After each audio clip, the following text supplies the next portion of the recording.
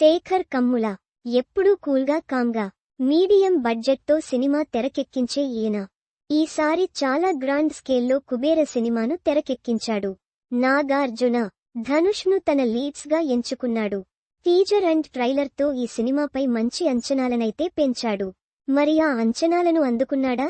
కుబేర ప్రేక్షకుల మెప్పు పొందిందా లేదా అనేది ఈ రివ్యూలో చూద్దాం.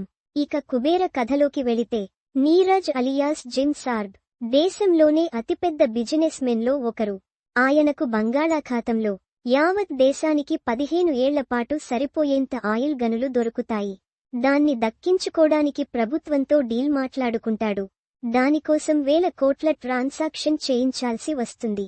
అలా ఎవరు చేస్తారు అని ఆలోచిస్తున్న సమయంలో వాళ్ల దృష్టిలోకి వస్తాడు దీపక్ తేజ్ అలియాస్ నాగార్జున.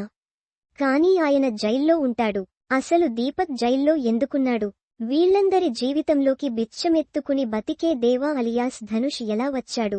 దేవా లైఫ్లోకి రష్మిక మందన్న ఎలా వచ్చింది? అసలు వాళ్లందరి జీవితాలు ఎలా మారిపోయాయి అనేది ఈ సినిమా కథ.